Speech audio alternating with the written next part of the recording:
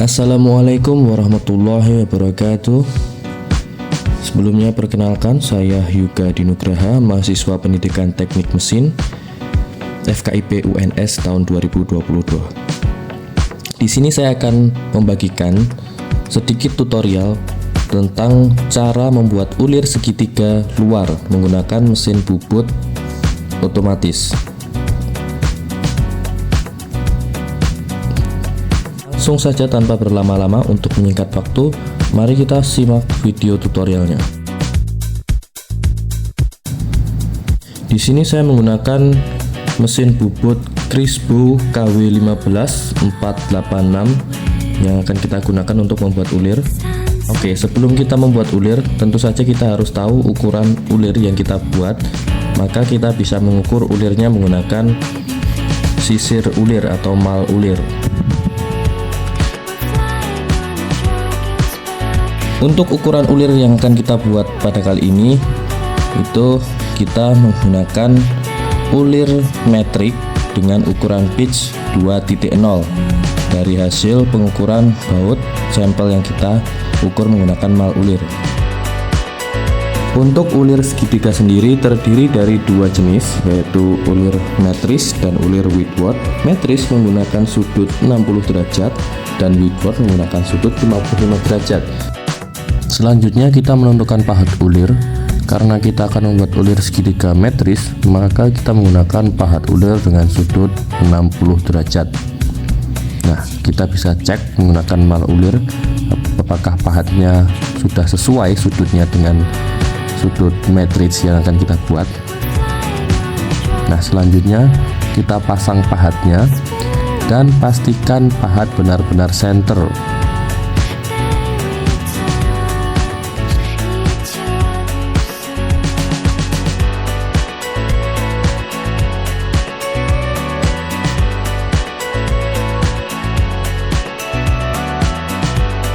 Nah, selanjutnya kita melihat ke kolom tabel ulir.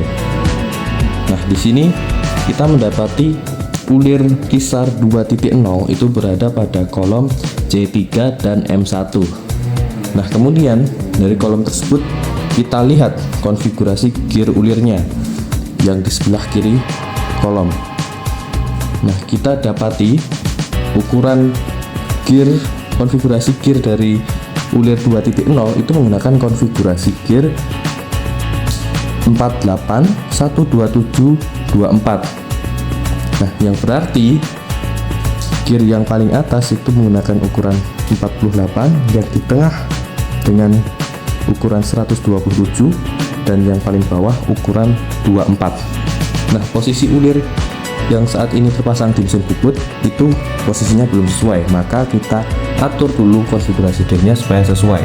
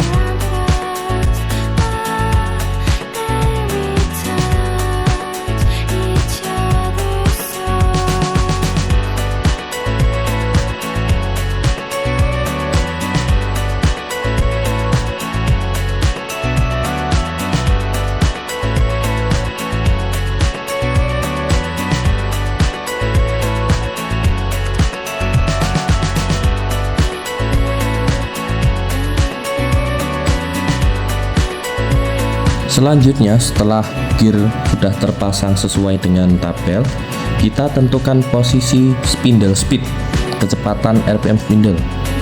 Nah, ini bisa dilihat dari tabel spindle speed. Termasuk kita ingin menggunakan konfigurasi puli yang satu atau dua. Nah, di mesin bubut sendiri itu terdapat dua posisi puli, yaitu puli atas dan bawah. Dengan masing-masing puli itu terdiri dari sepasang puli besar dan puli kecil. Nah, untuk posisi 1 itu posisinya puli atas menggunakan pasangan kecil, yang bawah menggunakan pasangan besar. Nah, bisa dilihat di mesin bubut ini sudah terpasang dengan kondisi puli 1, yaitu yang besar menggunakan puli kecil, yang bawah menggunakan puli besar.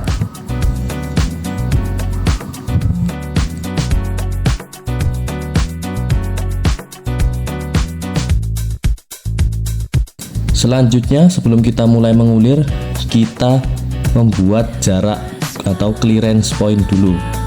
Kenapa kita perlu membuat clearance? Itu untuk mencegah pahat kita menabrak benda atau ulirnya memakan terlalu dalam, menggores poros.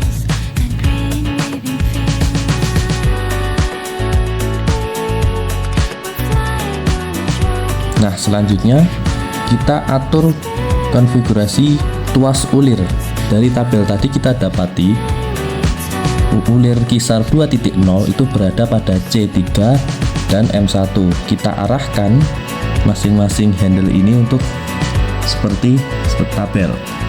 Yang pertama M, kemudian 1, lalu C, dan 3. Nah, selanjutnya kita pilih kecepatan yang paling rendah, yaitu ada di B1 dengan kecepatan 100 rpm.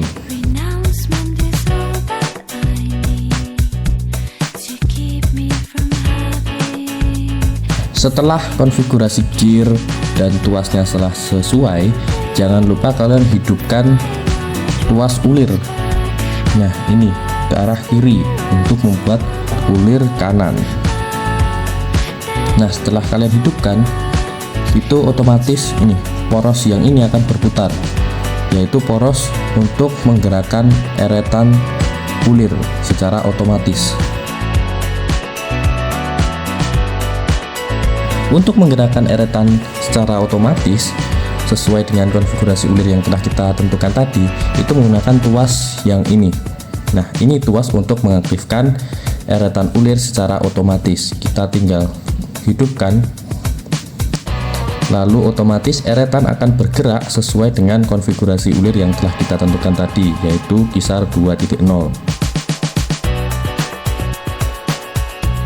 Kita akan menentukan titik nol pemakanan, yaitu dengan cara menyentuhkan pahat ke benda kerja kita.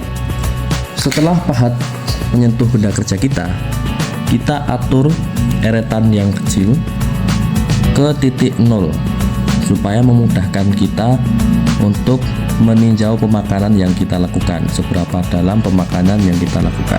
Nah, ketelitian pada eretan ini menggunakan ketelitian 0,02, yang berarti setiap satu strip itu melakukan pemakanan sedalam 0,02.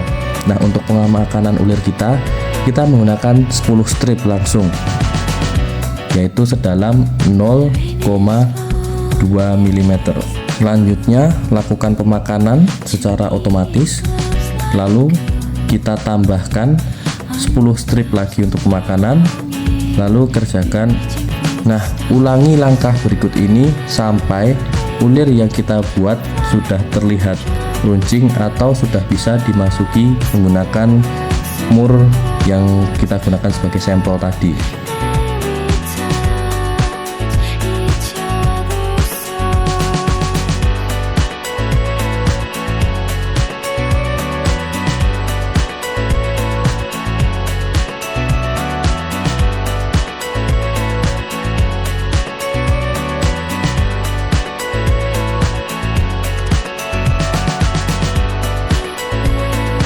Setelah berulang kali pemakanan, ulir sudah terlihat cukup runcing dan kita coba masukkan mur sampel kita tadi.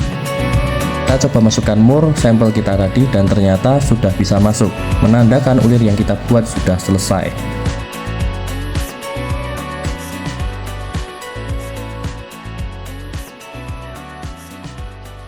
Mungkin cukup sekian video dari saya untuk kali ini. Terima kasih telah menonton. Wassalamualaikum warahmatullahi wabarakatuh.